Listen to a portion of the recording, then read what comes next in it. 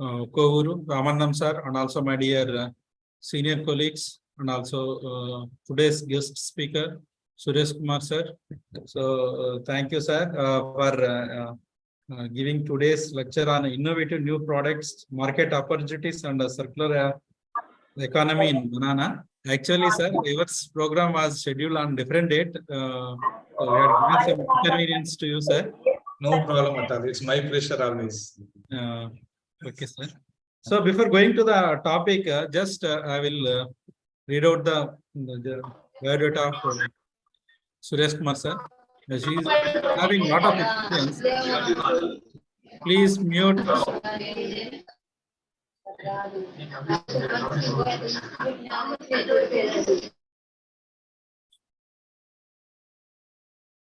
Students, please mute yourself after joining. Suresh Kumar sir, he has conducted extensive research on giving technological solutions for improving supply chain of bananas for export and interrogating sensor-based Internet of Things. Additionally, he has developed processing technologies for functional food production as well as methods for modifying starch to produce low glycemic and high resistance starch foods. Furthermore, Dr. Suresh sir has explored the potential of utilizing banana biomass for both food and non-food applications. He has successfully developed low-cost foam mat, dried powder, juice, and also fermented products from the ripe bananas. Apart from bananas, he has researched crop production technologies and worked with the traditional fruits like bamboo and also pineapple to develop products such as squash, blended juices, and also dried products.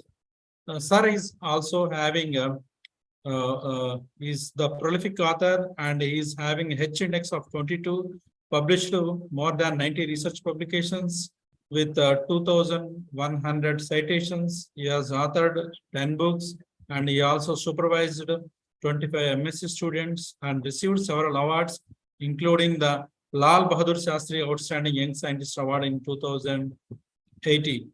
He has undergone advanced training on biomolecules and nano encapsulation of foods in the USA and also Ireland, respectively. And he has also actively involved in the institute building activities such as managing fruits and banana and also technology management. He has established a common incubation center under PMFME and he has transferred 22 technologies to more than 73 entrepreneurs. He is also providing technology backstopping to Andhra Pradesh Food Processing Park also. Currently, Suresh sir uses cross-disciplinary approaches and also various models to study the fundamental mechanism of food and food ingredients. His research has significant implications for the development of sustainable, nutritious, and also accessible food products. So with this brief introduction, I request Suresh Kumar sir to present the today's topic. Thank you, sir. Thanks for the past introduction. Of course, it's been, yeah, it's fine. Thank you. And I thank Vice Chancellor sir and the university who always support me in all my activities. And of course, I am now a member for one PhD student and of course one MSc student from YSR Horticulture University. So Vice Chancellor sir has always encouraged me to do more. So in that sense, I thank the university, Ramanandam sir and all other officials who entrust belief on even as a whole NRC banana. So yes, sir. Yes, sir.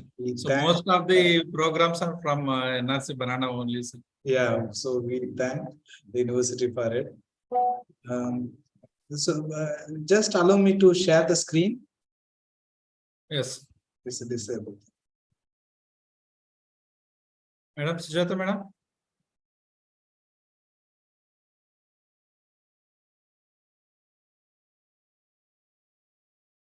Madam is there. Madam is there.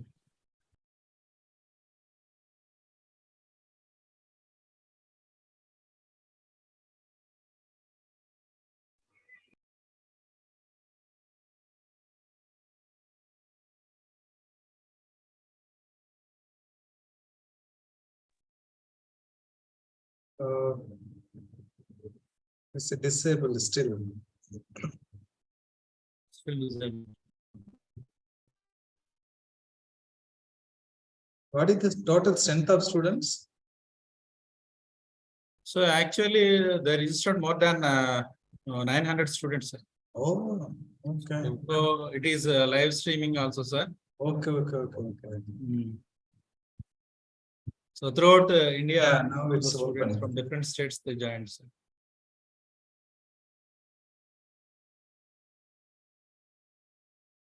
Hope my slides are visible. Ah, yes, sir. Yeah. It is in presentation mode. Okay. Yeah. So,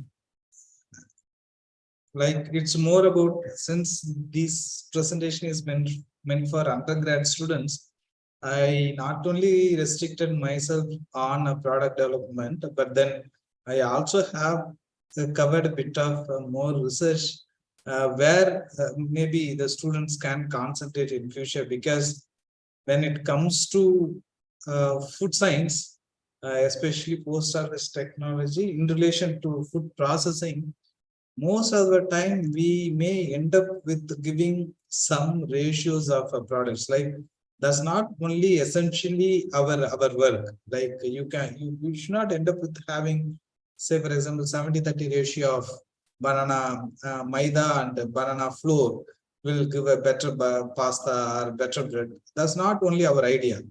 My presentation slides may have that, but then that's not only our idea. That even our grandma can do it, or mother can do it, or like any cookery show. In any cookery show, we can find those kind of stuff where the master chef can make any kind of product. More than even if I tell like institute is having 50 technologies, and in 5 hours time we can get 5,000 different banana recipes. So making a recipe is not our job. So recipe anybody can make. How and efficient, how effectively and like in more impactful way we can do the research is not only necessarily to make only the end product, but in the process, like having more observations or including more kind of a new innovations. Those are all the things that we have to concentrate. I always used to insist, even my students, like, okay, as a preservatives, KMS, sodium benzoate, or citric acid, or ascorbic acid are still ruling. But then our treatments should not have, even today, those as our experiments. Our treatment should move beyond that. So typically, since you are all undergrad students, when you are formulating your research, whoever is interested in doing a master's, they have to think in such a way that you are touching the um, uh, advanced, not advanced in the sense it's not necessarily, again, we have the belief that advanced in the sense the things that's not available with us. Not only those as advanced technologies, even in our lab itself, we can have many advanced technologies. And sometimes we often used to tell that there are some tech, say for example, plasma technology. Now everyone is talking about the cold plasma or non-thermal processing. We always believe that, okay, all these requires sophisticated equipment, but it's not necessary. I have seen a person in IIT Chennai. She has developed a cold plasma technology, and that has cost only roughly around 75,000. So at a max, it's only 1 lakh rupees. So the point is, if we are really interested, we can also do a good work, good research, without even pinching the budget of the university or research organizations, because budget is the biggest constraint. Be it universities or research institutes, we can't have so much of leverage to have a sophisticated instrument sometimes, but that should not stop your research thinking power. You should not blame the system that they didn't give you the opportunity. Actually, it's about how much open you are, because now opportunities are plenty.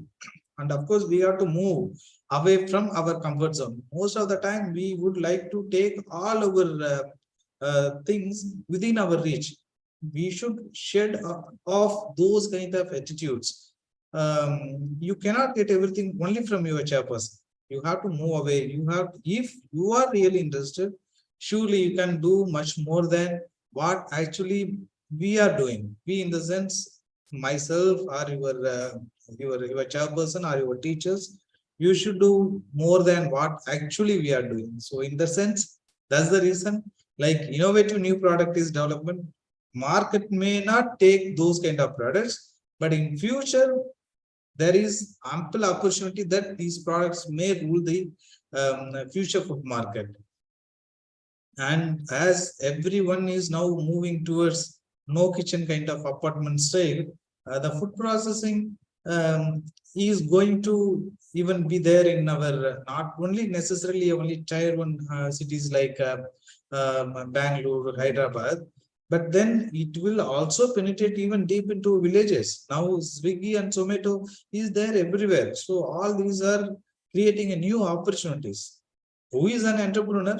Okay, somebody may be interested in entrepreneurship. Who is the entrepreneur? Is someone who is actually seeing the opportunity in place where no other is actually seeing it. Or in other terms, entrepreneur or business is the thing where actually we are creating a kind of facility and opportunity to make others work easy. Say, I may not necessarily to have a expertise on plumbing work, but then if I have the money to pay for it, then there is an entrepreneur who can actually solve my issue in my home and I am paying for it. So in that sense, entrepreneurship is nothing but like creating an opportunity in a place where there is a demand. The demand we have to create, or otherwise there is existing a demand. Like tradition, the left side I have shown all the traditional foods of Andhra Pradesh and Tamil Nadu. Maybe 15 years back, none of these products can be seen in sweet shops. In Diwali and in other festivals, our grandma and our mother used to make all these products at the home itself by coming together. But now, since no one is having a time, now we are getting all from the polarity sweets or some other sweets. So there are plenty of sweet shops, or like even in each place there are group of women who actually undertake all these kind of catering services, and they meet the demand of the society as a whole. So that's the entrepreneurship fundamentally, that's the main point. Either there is traditional foods and there is a demand, and you are creating or tapping the opportunity that's available with you, or otherwise you can also have another chain of food where you can create your own kind of opportunities.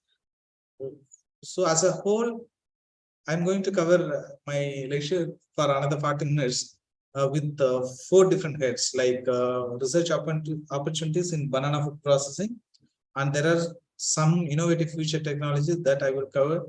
And in NRCB, we are doing something, and that also I will cover. Then, since this is fundamentally meant for undergrad students, I just would like to cover something on the how we can formulate the research, how we can write thesis, that also I will cover. So, as I said, food is the important thing. Be it animal or human, we are all actually striving for food. The one thing that changed with the human and not changed with the other animals are like the way we eat or the way we actually hunt. Even after 25,000 or 1 lakh years of its being there in the planet, the elephant didn't change the way it actually eat. It still eat for the purpose, and it hunts whenever there is a hungry. The same thing was with us. Some 10,000 years back, before the existence of agriculture in a place where we are like moving from a nomadic population to settlers. Once we settled, we started having or doing the practices like a farming, again by the women, to avoid the unavoidable circumstances like a flood or like whatsoever natural calamities.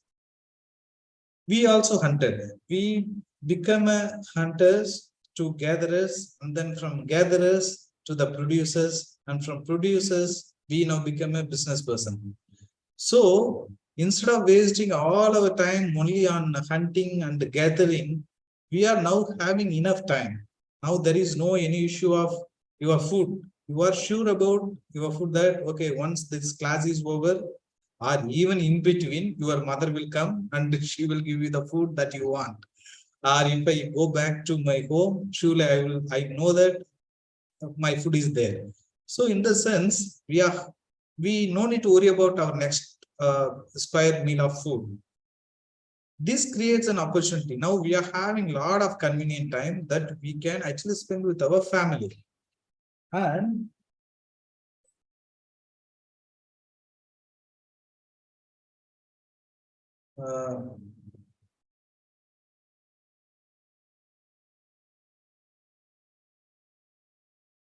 hello. Yeah. Sir, just a minute. One call is coming from our director. Okay, sir. Okay, 2 minutes I will join. Okay, sir.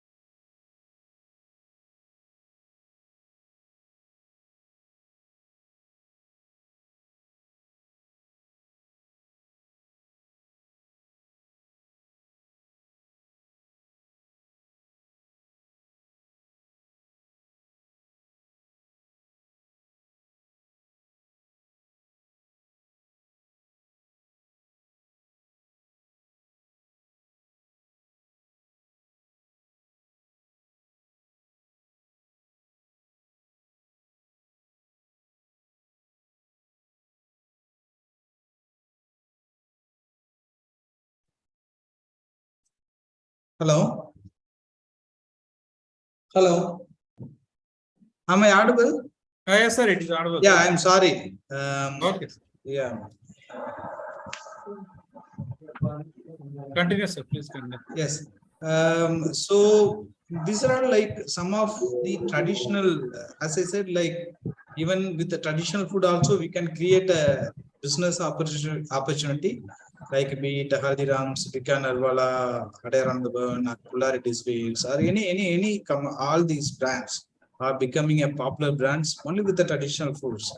So, or otherwise, as I said, like we can also create a market with the new foods. Like some 15 or 20 years back, again, like we were only hardly there are some McDonald's, some KFCs we have seen in some very big cities. But now KFCs and McDonald's are there even in a very small town. So they have come out with their own product. Of course, they have customized, but then there is opportunity. We can create a new product, and we can also make a way for the product that we would like to venture to place into a market. So both the ways, either as an innovative food, you can place your product, or you can think of traditional food chains, and you can also create a market for it. So before even exactly going with the products, I just would like to, as I said, like I would like to emphasize something on how the academic system is going to evolve. Because, when we joined service, they used to tell like publish or perish. So first we have to publish. There were only two P's. There was no any process or pattern or something like that. We hardly been even encouraged to think about all those stuff. But then now 5 P's are there. You have to have a product that has the commercial viability. Then you must have some process, and that can be patented, or otherwise, at least you should make a publications. And in the publications, previously it is like that. You publish anything, like whether it's like nobody even bothered. Even when I always used to tell my students, when I joined ARS, I was even not aware that there is some word called impact factor. But now everyone is talking about impact factor. Even some 5, 6, some maybe 8 years back only, I came to know about the word like a hatch index. But now the universities are talking about it. Now we have moved from you publish anything in any place to quality publications. Otherwise, you perish. That's the third person is talking about, right? You publish in very high impact journals, and it's not that you published something some 5 years back and now you are relaxing. It's not like that. Now again the system is going to change. Not for us, at least I'm safe in the sense, but then for a future students, it's not that you are going to publish 1 or 2 papers. You have to publish frequently with the high impact journals. That's the one part. Publication is one part, but beyond publications, government and the policymakers and academia is thinking about having those technologies which have a commercial viability. So the things have changed. Many times, even as the student, as a community, you may tend to tell that, even he didn't publish anything and he is asking me to publish. This is actually a wrong notation. I have seen this with many students, whoever is coming to us as a SRF. Because during our time, there was no requirement. So we may not publish. Even without the publications, we all got a job. And publication is not a criteria.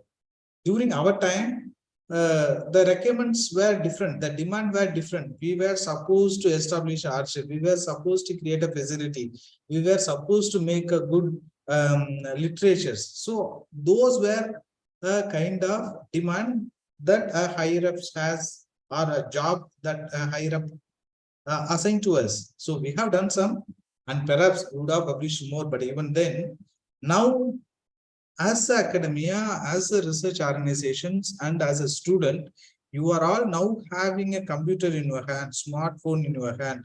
So as such, the demand for creating something new is not arising. So what we expect from the student or the academia, whoever it is, like the policymakers.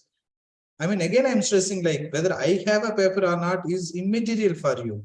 You have to always think about, okay, now I have everything. I must generate some good data. I mean, we can create a lot of random numbers. Random numbers are not data, that has to be statistically analyzed. If those numbers cannot be analyzed, then those are just numbers. Like the way the Matrix movie, there are so many numbers comes, no? So likewise, I mean, I often used to hear that many students used to, sir, I have some good amount of data in my computer, but then I don't have a time for writing a paper. I mean, it's again a wrong notation. If you are having a strong belief that your data is good, as a student, not necessarily you have to put your publications in the good journals, but even in a low-end non-rated journal is also fine. But then you publish instead of keeping that in your computer. You synthesize the information, and you be sure that it's been published in some way of a public domain. Either it's in a journal, or it's a popular article, or it's in a magazine article, whatever it is, that make sure it's been in public domain. So, as I said, the academia is moving, so we have to actually catch up. Otherwise, it's not that something like we are threatening. Above 40 population always worry a lot about the future. That's what everyone used to tell. So since I also have crossed the above 40, I am giving some kind of too much of alarming statements, but then it's required. It's required because you are all now undergrad student, and someone is going for a postdoc. So whoever is going for a postdoc, uh, uh, I mean, don't expect that your teacher is going to give everything. This is another one mistake actually we have made as a teachers. What we have done is, like, we have spoon fed you guys. Actually, that was another problem. When you go with IITs or like NITs or any other academia, they will not tell anything. They will tell that, okay, this is the area in which you are going to work. The rest of the things actually belongs to the students. You have to come with ideas. You have to come with the treatments. You have to write. Only the chairman will be there only to facilitate. Not necessarily he will be there to spoon feed everything. This was the mistake that we have done. But then there is a course correction. Be sure that instead of complaining, instead of blaming your chairman, your chairperson, you take a responsibility that, okay, this is my master's degree program and this is my PhD program, and I am going to do whatever I am supposed to do. So have those kind of attitude, and you come up with a good research purpose and a good project. So as I said, now the academia is moving towards H index. Surely in future, the recruitment will ask a H index. Now already, I believe, like, since you are again undergrad, you may not seen the advertisement, but in ARS, Agricultural Research Service, the examination, previously there used to be mark only for our objective marks, and whatever the score that we obtain in our subjective questions, both the prelims and mains. But now they have converted that into only one exam, and there is enough room they have given for like your research contributions, be it in terms of papers or patents or processes that you have registered. And again, they also have enough room for interview. So it's not that only the way you are going to write will fetch you the or through the ARS. There are a lot of other mode that also you have to satisfy. So in that sense, so there are some good words like Web of Science. You must know what is a Web of Science. You must also know what is Clarivate analytics. You must know what is Scopus, Thomson Reuters, and we never even understood that, or we never aware that, okay, there are some journals classifications, Q1 journals, Q2 journals, Q3, Q4. All these are like a journal matrices that many are now following. Forget it's a plus minus, that's not our work. But then try to put it in the journals which are actually Q1. I have seen many times, many university publications with good data are being published in Q4, or even not necessarily Q4 journals. Many times predatory journals which are publishing in 2 days time or 1 day time. Please, if you are having a data, if you plan well, surely even the good impact journals, we can publish within 15 days, within a month, or at least at a max, it may take 3 months time. But then there is a scope, but for that we have to plan well. For a PhD, now of course UGC has it's a blessing that they have quashed that order. Now, even without a paper, we can actually have a PhD. But then they have asked only 2 papers. For a PhD, 2 papers is not a big deal. So that can be easily been possible, given that we have planned well. So try to, if you want to be in a master's and if you want to do further a PhD, make sure that you are making your publications in Q1 journals, not necessarily a Q4 journals or a predatory journals, just for the sake of getting a publications. So all these are like a big publishers. As you must know, like, because when you are like being asked like what is purpose or what is H index, what is I-10 index, I have seen many times the students couldn't answer that.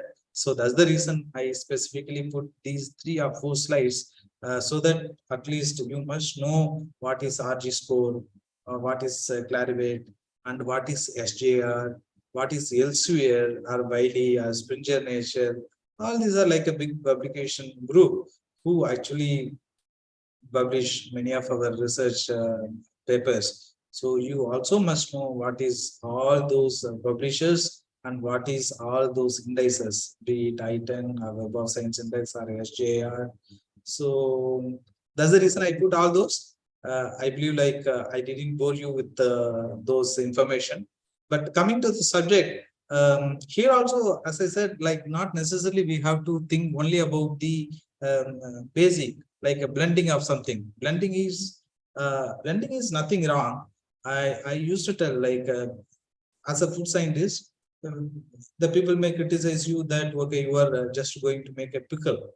So making a pickle for one jar is easy job. My grandma can do it. But then if Priya used to make tons and tons of bottles of pickle without deteriorating the quality or without worrying about the product that's been purchased or sourced is the biggest task. That's where the need of a food technology is required. So whenever you are making, you just think of like milk procurement. Milk is being procured from many places, but then it's homogenized, and whatever we are getting at the end is a uniform milk. So typically, again, Priya pickle, they may source material from so many places, but at the end, the quality of any 2 bottles will be identical. They cannot tell that okay, the product will vary from batch to batch or bottle to bottle. Nobody will believe, no. So typically, a food scientist is required to maintain the quality, whatever may be the scale, and like it's not that even in pickle there are so much of research can happen. Now people are talking about low sodium salts with the higher salt intensity. So you can add only a pinch of salt, and that has to give enough of your salt intensity, because ultimately what happens, now everyone is talking about replacing white sugar. If you tend to replace the white sugar with the palm sugar or palmyra sugar or a country sugar, you tend to add more sugar into it, because as such you will not get the same kind of intensity of sucrose that you will get with the white sugar by adding a country sugar as a replacement in any product. So ultimately we may end up with having even sometimes higher amount of sugar intake. As a diabetic, many a time the diabetics have the habit of avoiding the white sugar, and now with the WhatsApp, everyone started taking a country sugar. So in a coffee or tea, instead of adding a 1 teaspoon of white sugars, they add 2 teaspoon of brown sugar or country sugar. So ultimately, if you see the sucrose content in both these, then taking a country sugar based coffee is much more harmful than the white sugar based. So you have to develop a product where the intensity is retained and with a lesser amount of addition. So typically same is the case with the salt also. Now both salt and sugar has to be avoided. So the lesser that you take, the better the health life. But then taste is also very important. So just for the health, for a healthy life, you can't eat only something that actually will not satiate your not necessarily only the hunger, but even your taste buds. So encapsulation is one good technology now everyone is talking about. So encapsulation may be for your probiotic characteristics or prebiotic characteristics, or including antioxidant into the food or antimicrobial agents. And now we are also talking about fat mimic foods and adding a fatty acids or enzymes into the system. All these are maybe the good thing to, if you want to do anything on encapsulation as a technology, then you can think of these as your research areas, and these ultimately have the applications in the food. Like the probiotic symbiotic foods again, like previously the people used to talk about only probiotic food like lactobacillus, and then concept came as a prebiotics. So now we are talking about the symbiotic foods, so that has both probiotic and prebiotic characteristics. And then there is now another concept that came like a postbiotics, because whatever the food that you have made not necessarily being utilized by the body. So the metabolic byproducts produced by the bacteria, it's an end product, no? So that we can easily get it. So the probiotics or a prebiotic or a combination of symbiotic that may give some product, and that product as such can be used for making some other functional products. The postbiotics is also now being talked about. So when we are talking about all these biotics, naturally there are two things, no? Like either how much it is strong in nutrient, so nutribiotics is we are supposed to talk about, and another is a health claim. So it should be clinically safe, it should be clinically proven. So pharmabiotics is also equally important. So the biotic is the one thing that has the greater opportunity to be test, and we can do many research, because now it's an emerging field in at least in our scenario. So we can think of symbiotic foods using a micro encapsulation as the technologies, and that can satisfy the need of nutribiotics and pharmabiotics. And another area of prebiotic research is oligosaccharides and neosomes. So easy sugars, as I said earlier, like instead of starch-based material or sucrose-based material, now there is so much of research that has been happening with oligosaccharides, or non-starch polysaccharides, or xylo-oligosaccharides, or fructo oligosaccharides. So you also can think about making all these kind of stuff, either solid state fermentation or multiple stage fermentations technologies.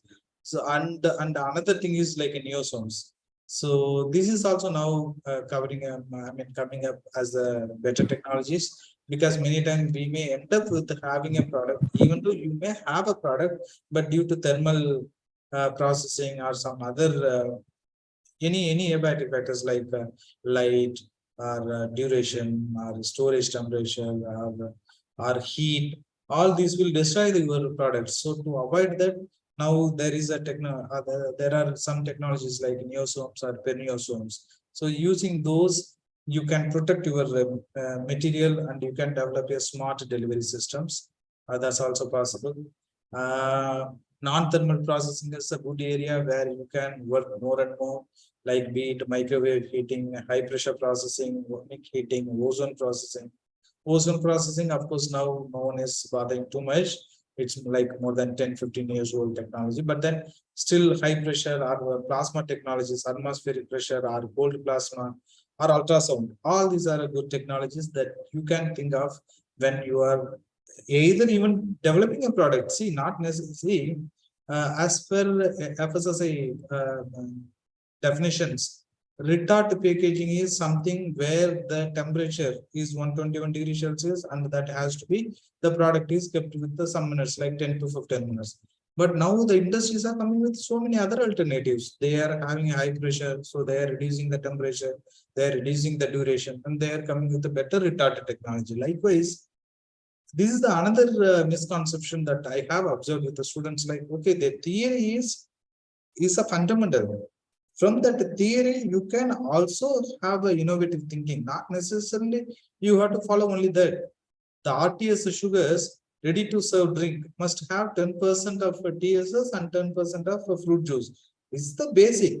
But beyond that, you can do anything. it should have a minimum of this. Now, without heat processing, there are technologies. The juice is packed as such and pasteurized and has been given, or even sometimes they are cold sterilized and been bottled and put it in the shelf.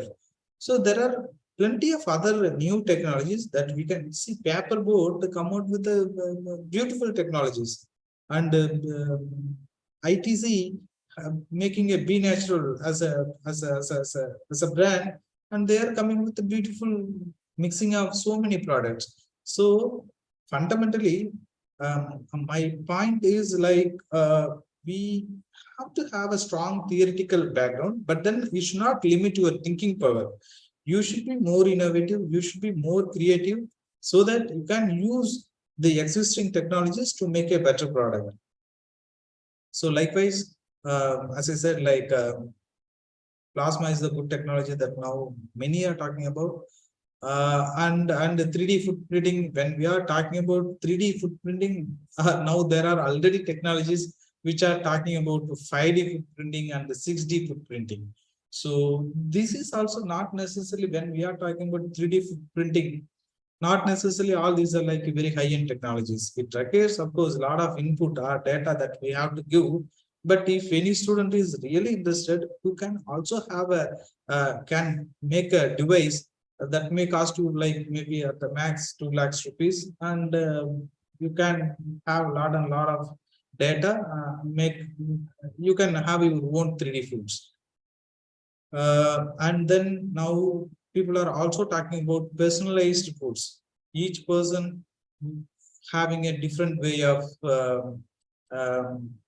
eating, and his gene actually expressed differently. For some, allergic food, no, like for many of us, eating a meat is not a problem, but for some, eating a meat will give him allergic issues. And we know the lactose case, no, lactose intolerance. So for many, milk cannot be, consumed. So now there are technologies which are actually talking about personalized foods. And then another one is like insect dense protein foods, because as the world is talking about more and more of energy, greener energy, and less use of the non-renewable sources for making a food, then actually insect is the one that comes into a rescue. We can culture insects, and there are many products now in Western countries where insect protein is mixed with the product, and now we are talking about lab grown meat, no? Maybe in another 15 or 20 years, we may end up with having a product that, the meat that's lab grown, because to make 1 kg of beef meat or goat meat, we need gallons and gallons of water, other than the food part. So lab grown meat is going to rule the market. Algal foods, allergen-free foods, or nutraceuticals. All these are the better options when you are thinking about your research domains. You can think of any of those areas. And even in biotechnology, many times, as I said, food science is not that it's only 70-30 ratio of something or 80-20 ratio of something. Even a biotechnology also can be roped in when you want to do anything with the biotech, with the food technology. So there is so much of opportunity of even using a biotechnology as a tool to make a better product. So you can think of those kind of thing. But ultimately, whatever the product that you are making, there are certain criteria that we should not miss out. Like one is inactivation of foodborne pathogens. Like when you are talking about probiotics, you are actually taking lot of microbes. When you are taking consortia of microbes, you should not end up with having some other. You should not end up with having some other reactions, and that leads to production of some more microbes, and they are harmful to the human body. So inactivation of born pathogen is the first and the foremost thing that you have to think about it. And you have also need to inactivate the enzymes for prolonging the shelf life and nutritive value in terms of improved digestibility and the bioavailability. This is the one thing, like the green leaves may have highest amount of vitamin A or provitamin A, but then there always locked with the calcium or some or others like some other pectins, no. So they are not readily available. That's the reason we actually recommend carrot, mangoes, or persimmon or papaya for vitamin A. Otherwise, green leaf vegetables are having very high amount of vitamin A, but then most of the time it's not available. So bioavailability of nutrient is the other one more thing that you have to think about whenever you are talking about or thinking about making a product. And whatever the product that you make, you should have a functional health benefits and it should be convenient. And the cost is a very important thing the industry will always look into. And diversity and quality are the other parameters. So when it comes to banana, the one thing is like that's what even that diabetic can also eat bananas. And the institute has also developed many varieties like Saba, Harita, or Harita, which have a higher resistance charge capability. When you want to talk about or recommending a banana to the diabetic, don't recommend the bananas which are overripe bananas. Having a one banana once in a week will not harm anything. So he or she can take a banana in stage 4 or 5 where the bananas used to have a green tip and it's just full yellow skin color but not having any sugary spots on the skin. So the if a person is a diabetic, he should not eat the bananas which are having a sugary spot. But the stage 4 or 5 is okay. And this is another thing, like whenever you are talking about a research formulations, don't mix so many things in a single objective. I have seen some students research well where they have recommended a product for kids, and then the same product they have also recommended for a diabetic population. Now everyone is talking about our targeting diabetic population. Okay, the number is increasing, but not that we all will become a diabetic or diabetic. All your products should, I mean, meet the diabetic population. There are huge amount of numbers of people who are not a diabetic. Even as a diabetic, the number, the severity will be very less. And for them, you also can have a product. So not necessarily all your objectives should end up with telling, okay, my product is good for diabetic. My product is good for high pressure patient. And also it is good for kids and children. It cannot happen like that because the children require immediate energy and high energy foods so that he can have a healthy lifestyle and it can give more and more energy. But for a diabetic or a population like me who is above 45, it doesn't require food that give immediate energy. So slow energy food is required for a elderly population and immediate energy food is required for the younger population. So we can't combine both these two kind of a populations when you are thinking of a niche product, or otherwise you make a product that's good for everyone. No issues like Pepsi or Coke. They never tell like, okay, now of course they are having a variant, but otherwise it's meant for everyone. So typically we also have developed many varieties, as I said, and there are some good amount of varieties which are having a good amount of resistance such and that can be tagged. That should be the unique selling point for those varieties. And we also have published a paper on it.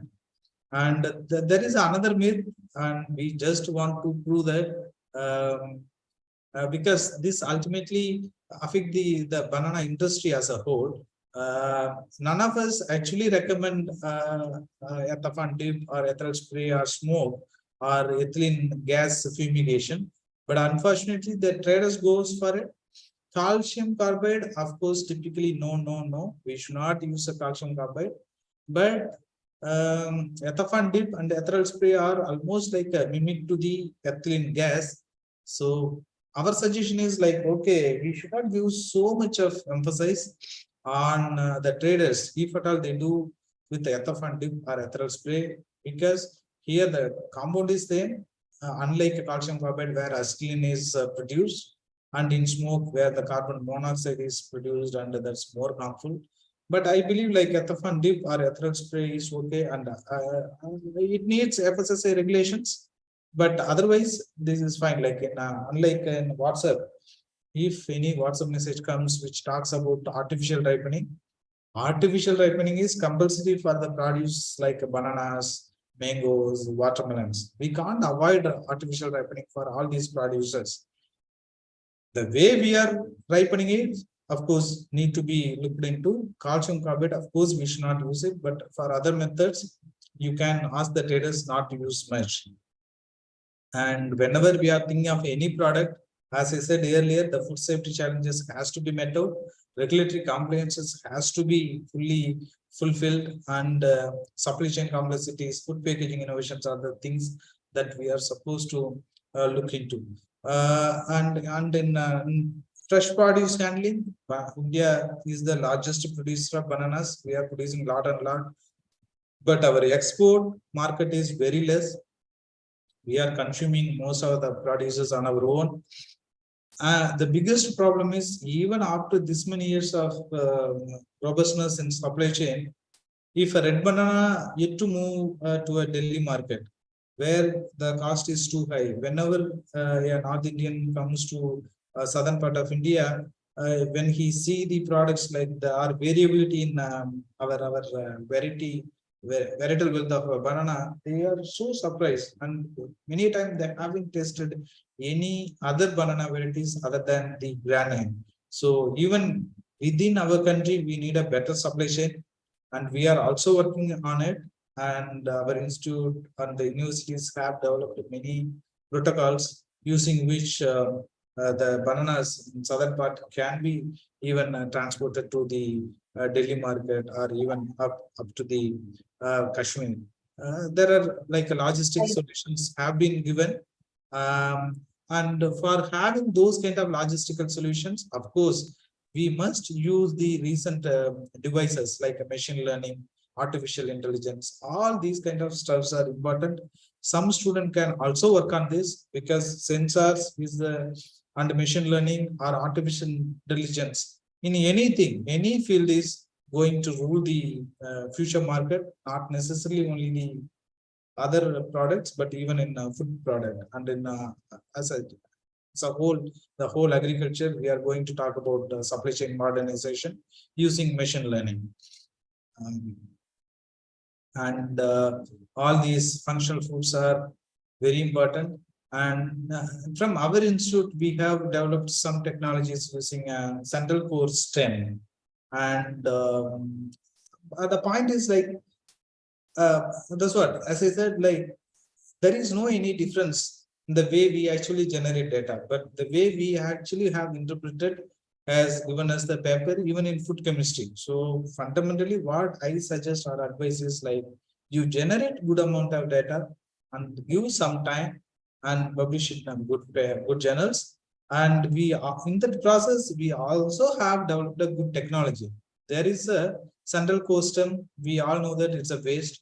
Only in some houses we used to make some kind of curries, but then it has a greater potential to be scaled up. So the central core stem can be converted into a juice or minimally processed to cut some slices, and we can place these kind of products in a high-end market, like as I said, like Hyderabad or Bangalore or Chennai, where the population don't have enough time to make these kind of curries.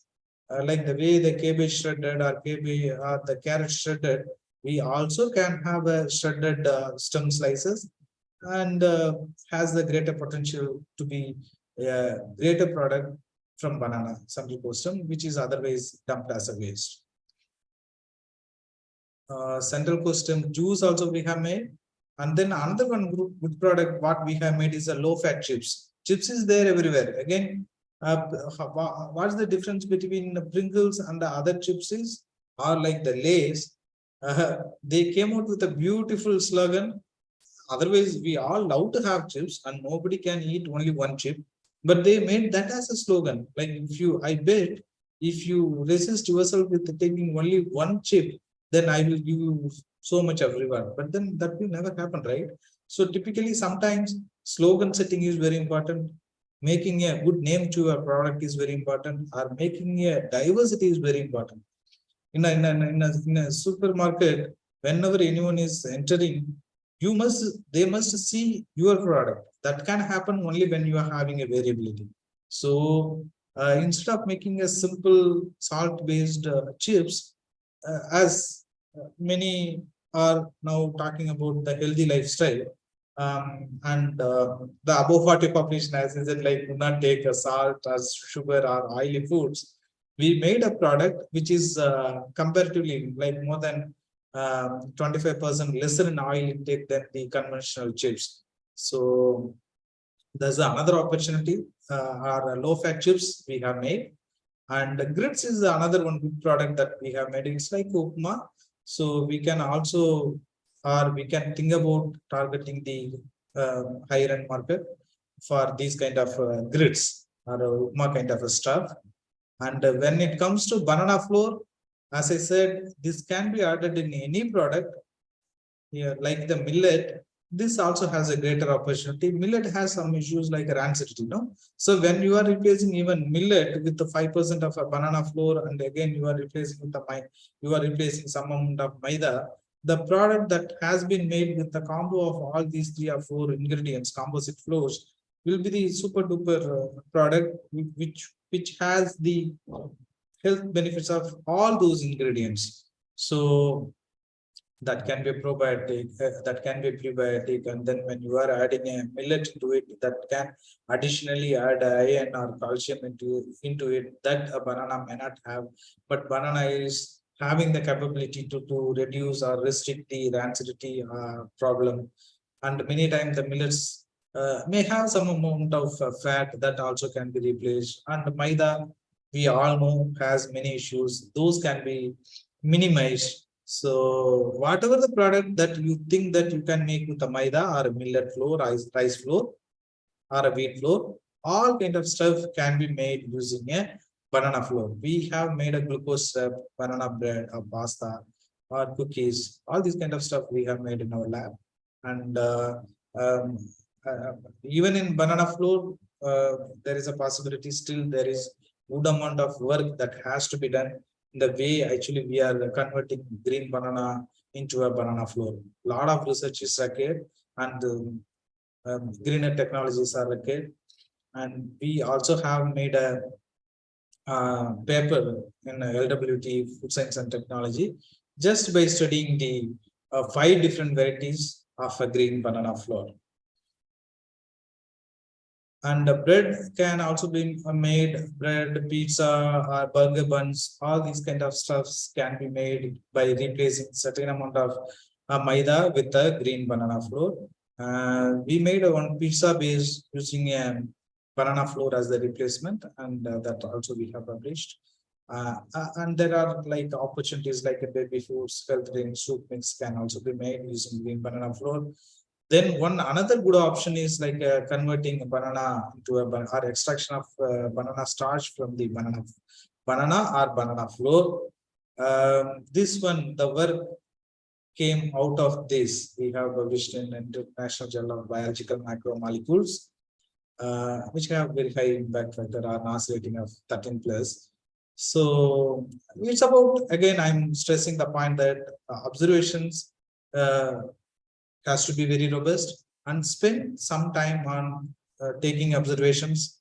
Many times we don't give enough attention for making a treatments.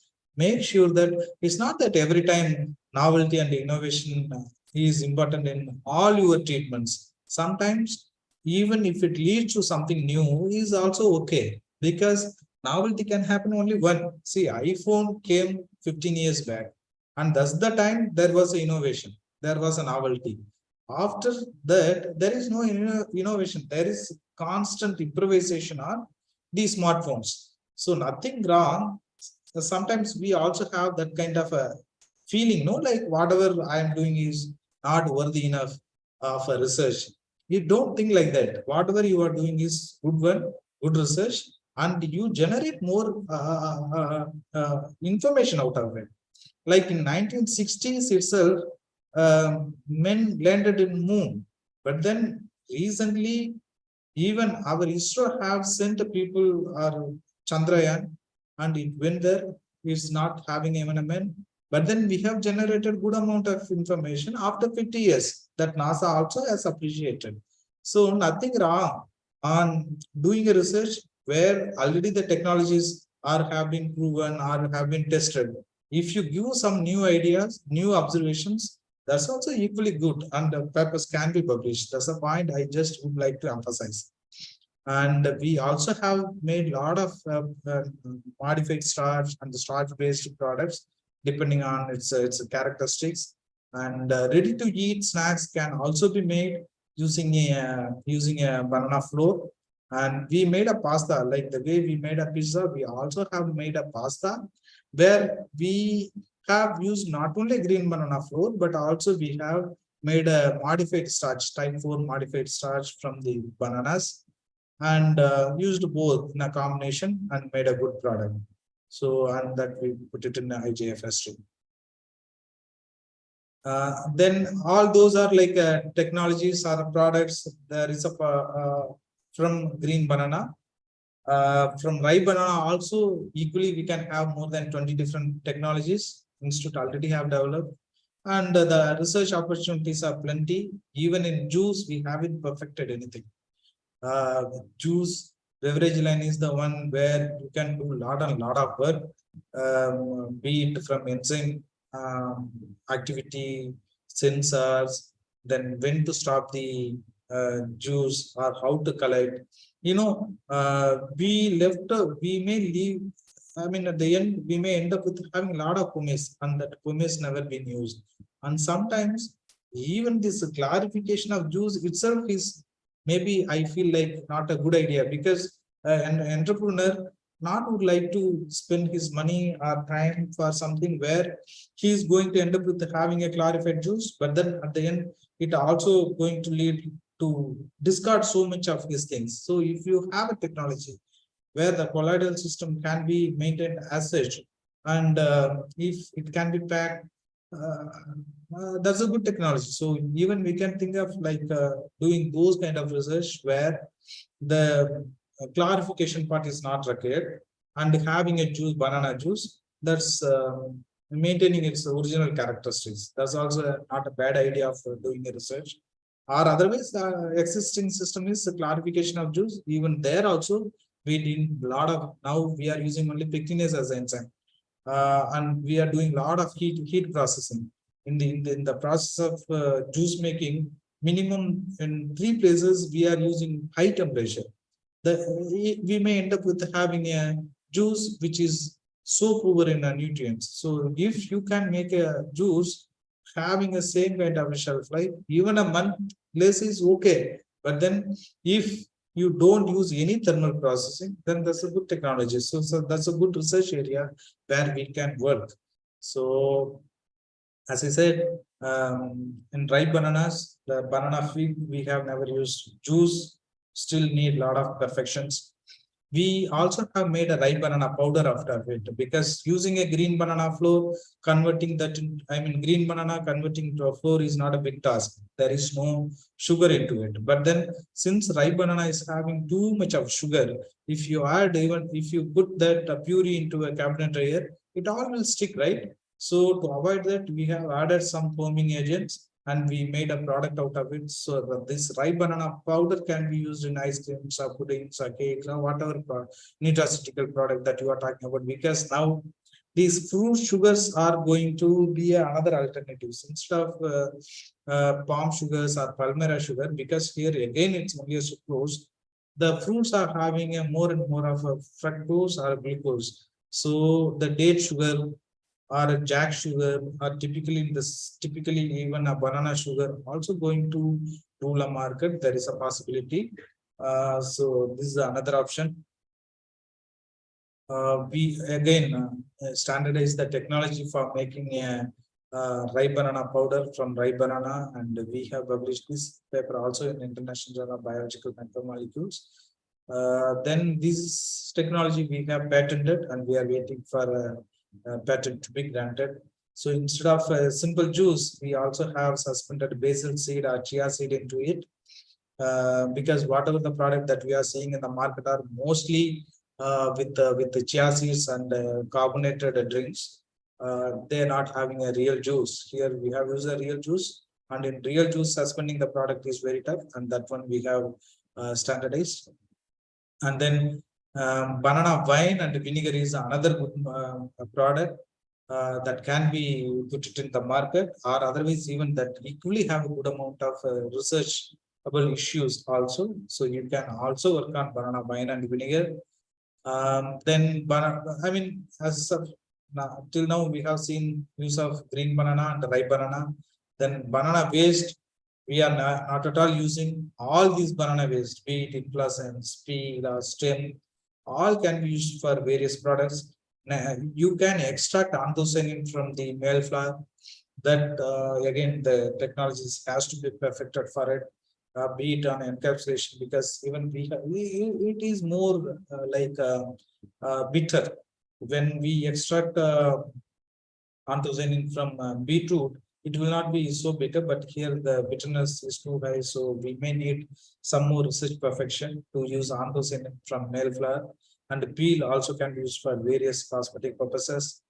As I said, like the central core stem powder can be used on making a cookies, and the banana peel can be used for extraction of a pectin. Now, pectin is being extracted only using apple pomace or citrus peel.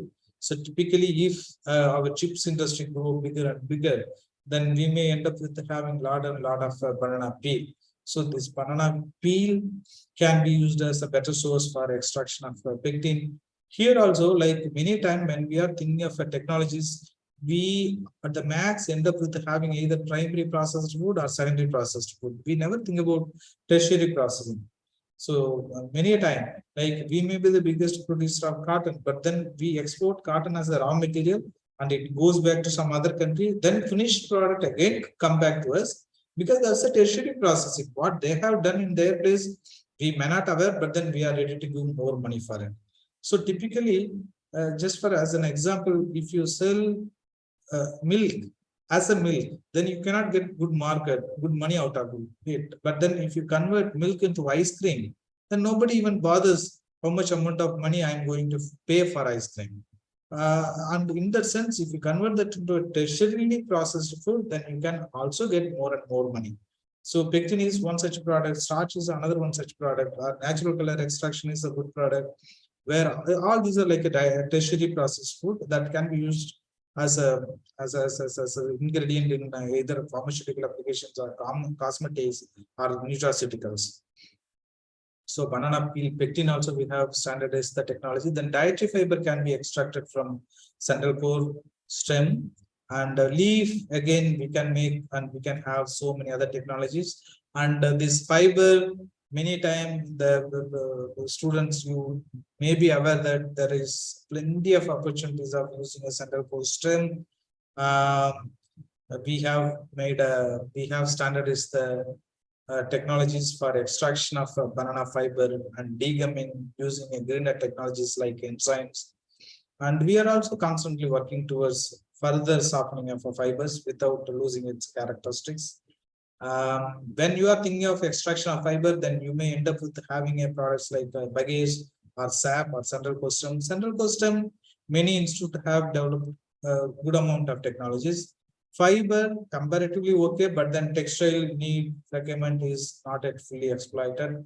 But then this sculpture and sap is never been fully studied. So this sculpture or bagasse or sap, these are again a maximum waste, has to be studied thoroughly to make this as a viable technology.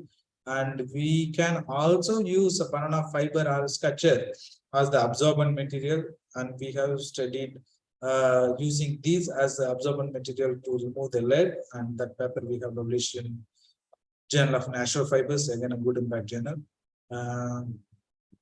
And then we also can convert this into a bioethanol. Now many are talking about using producers greener energy to produce a greener product. So there is opportunity of using banana pseudostem to make ethanol out of it. And there is we have standardized the technology for extraction of a cellulose. The cellulose can be used for making a biofilms or personal hygiene products like diapers. And again, this is what I just would like to emphasize on the way the banana product can be made or the research opportunity that's available with us in future.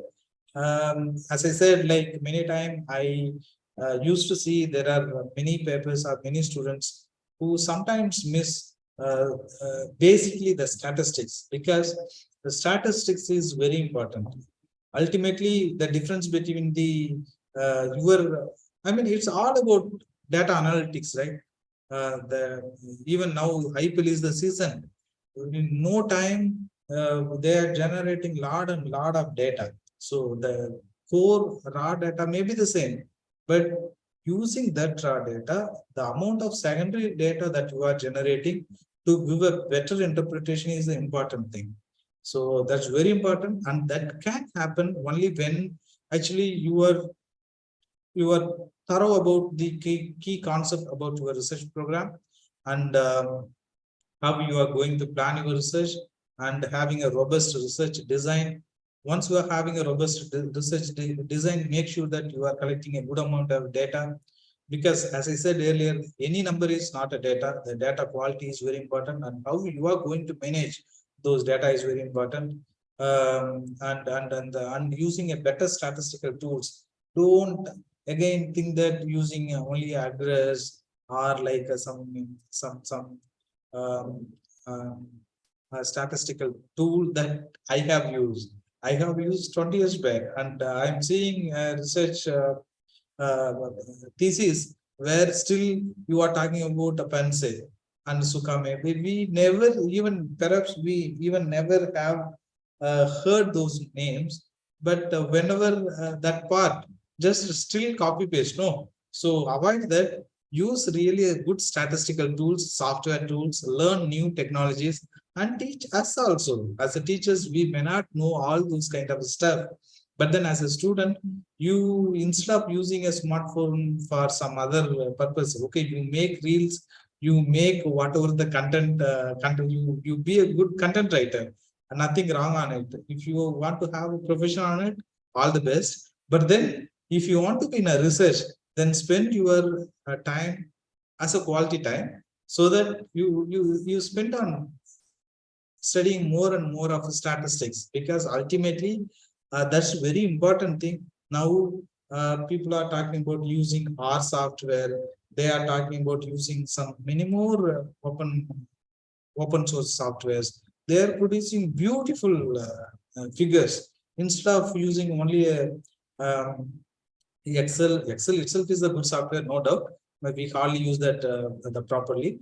But then use good softwares to produce good graph pad is there. Use good softwares and come out with good designs and interpretations. That's very important. As I said, ultimately, it's about like how you are actually reviewing your literature. That's very important. Then you have to set your hypothesis right. Once you are setting your hypothesis right, then find out all those outcomes, use good statistical models, and use good methods, so that you can have your research report that's better and better. Because many times we never give enough importance on all these things. We say, for example, we include many times many data. That may be very important. And normally we never normalize the data. That's very important when you are doing about the percentage calculations, right? In entomological trials, normally people used to use some kind of normality factors, be it arcsine or square root transformation. Transformation of data is very important to avoid the higher and lower values. So using a right language, a scientific language is very important. Sometimes in papers you can't write Inga fruits mango because it's common everywhere. In thesis it's fine, but then when you want to write a research paper, you should not use like a poor man fruit is. Even I call banana as a poor man fruit. A Goa person also will tell uh, Goa as the poor man fruit. A Bir person also will tell it's as a poor man fruit. So don't use those kind of words which are actually not as a scientific language. If you want to convert that into a research paper, don't use that. This is, it's fine, you can use anything. But then use correct scientific language when you want to write a research paper, and do all the calculations perfectly. I have seen, see, these are some of the common mistakes. very citing very old reference, like in 1940, there are some reference. I have seen some people who are still quoting Osborne, Arpense, and Sukame.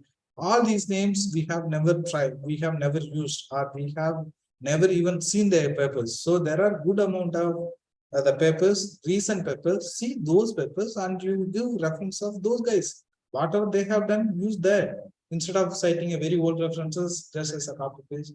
And again, right, like unrelated things, you don't cite someone who haven't talked about it. So give a citation who actually talked about it. Now there are so many softwares like Mendeley that automatically give a back reference. So use those kind of software tools to make your literature survey more robust, and give citation of those people who actually worked into it. Don't give anything that's of not related, improper citations of references again in text and reference part. Incorrect tabling, this is also another problem I have seen it. So don't go for it, and you don't give only CD at the end. Now there are the standard error for each individual treatments is very important. Say for example, why I have given this table is the season 1, the CD is non-significant. But if you see the data, like T12 is recording 58 and T1 is 78. That I mean, even T11 have gone up to 91. So if there is a huge amount of data, the variations, then giving a not significant result is absurd, right? It cannot be like that. So the way they have analyzed the data may be absolutely wrong, because even by seeing we can see the huge difference. The person who is getting a 50 mark, what is the result actually indicates? The one person has got a mark of 58, another person got a mark of 91, and we are telling both these persons are same, both are equal. It cannot happen like that, right? So there is a issue with the statistical analysis. So when you are giving a non-significant results, or when you are grouping your treatments, be sure that it is done rightly. Because as I said earlier, if you feed the data into a system, surely that will generate some information. But then you must be sure about whether the information that's been generated or given by the computer is right or wrong. So double sure about it. Don't give a wrong interpretation, so that now he has neglected all this number of fingers per bunch. He neglected. He's told like, everything is fine. You either apply nutrient or don't apply nutrient. That makes no difference. So how bad it is? So be sure that you are giving a right data and you are interpreting it right. And don't give very poor quality photos. Give a photos that actually talks to the reader. Don't give photos just for the sake of giving. And another thing I observed many times with many thesis is like giving a wrong data for a graph. Say again, for this graph, you are having experiments like T1 to T12. And these are all like a discrete experiments. They are not a continuous experiments. Each treatment is a different one. Each treatment is not, T1 is nothing to do with the T2. So these has a different set of variables, and T1 has a different set of variables.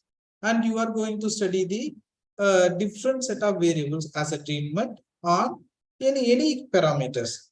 So you can't use the line diagram for it. Line diagrams can be better used only when it has some continuity. Say for example, when you are talking about drying rate, you kept the product in a dryer, and over 48 hours you are going to check the drying rate. There you can use the line diagram. Suppose you want to study the enzyme kinetics, there you can study the use the line diagrams. Or in some places, if you want to study the changes in TSS over the period for the same treatment, suppose for the T1 treatment 10 days, 20 days, 50 days, then you can use the line diagram for it. So be sure about where exactly you can use the line diagram, where you should not use. And in this graph, left side graph, with a cone, it doesn't have a standard error bars. And this also, like when it's getting a sharp, nobody knows what exactly it's talk about. So use the right graphs, use the right method of presenting your data, and don't discuss only with the higher value and the lower value. There are some values, they may be middle value, but then say for example, there may be 5 of your treatments, like using a banana shakti, using a biocontrol agents, using a liquid fertilizer, using a drip irrigation, using a sensors, that has end up with giving a 20 kilo of bunches. But then if a person is using a banana shakti nutrient, and if it produces a 19 kg bunch or 18 kg bunch, then that may be the better treatment. That may be the better technology than using all the experiment, all the treatments, and coming out with the result that gives some higher value, but then it's of no use, because by cost benefit, it will not, no farmer will even adopt those kind of technologies. So don't give only the higher and lower value when you are writing a thesis. Also discuss about the middle values. They are more important. So in that way, surely we can make lot many technologies, lot many future products, and the future is of course yours. The students has to use the new technologies, new softwares, and coming out with new innovative products, and having a creative way of marketing it also. So ultimately, that's also very important. So be sure that something is happening. So be sure that you are actually making your product to the people. वो product दिखता है वो ये दिखता है. So be a good salesperson also. That we actually have failed. We didn't know that we have to sell our product in a better way, but then that's very important. So sell your product also in a better way, do a better research, and we are also there to help you, and you can call me at any time. Thanks a lot. I took more time, sorry for it. No, sir. Thank you, sir. Thank you very much.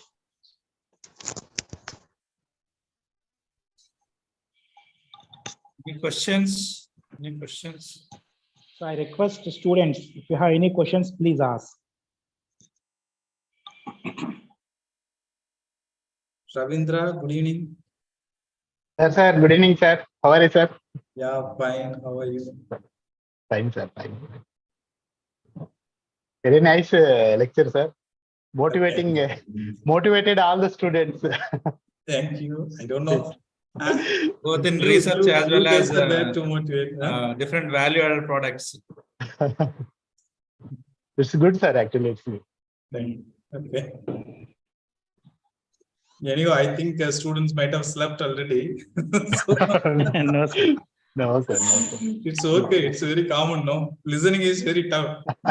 Preaching is easy thing.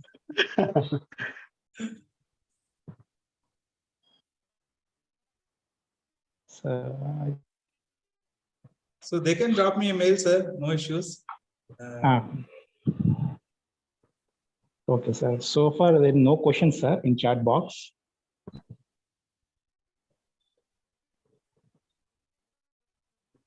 So thoroughly discuss, no, sir. So they don't have any queries. If there is no questions, we will conclude, sir. Yeah. Vinay, sir, shall I conclude? Okay, okay. Ramanathan, sir, thank you. So, on behalf of organizing committee, I would like to convey my sincere thanks to Dr. P.Suresh Kumar, sir, Principal Scientist, NRCB, Trichy, for delivering a good lecture on innovative new products, market opportunities, and circular economy banana. So in this, SAR covered all aspects, all innovative products prepared from banana and their marketing opportunities in India covered elaboratively. Thank you, sir. Thank you very much for spending your valuable time and also delivering a wonderful lecture on this topic. Thank you. I also convey my sincere thanks to all participants, especially students, scientists from HRS Kovur, and other teaching staff from different colleges. Thank you, one and all. Thank you, sir. Dr. Suresh, thank you very much. Thanks, sir. Thank you. Thank Thanks you a for lot. your cooperation and in formulating this program also, in Yes, sir. identifying the resource person. It's okay. Thank you sir. so much. It's my pleasure. Thank you, sir. Thank you, sir. Leaving then. Thank you. Thank you. Thank you, Okay, sir. Suresh Reddy Kumar, garu, sir. sir. thank you. Bye. Bye, sir. Bye.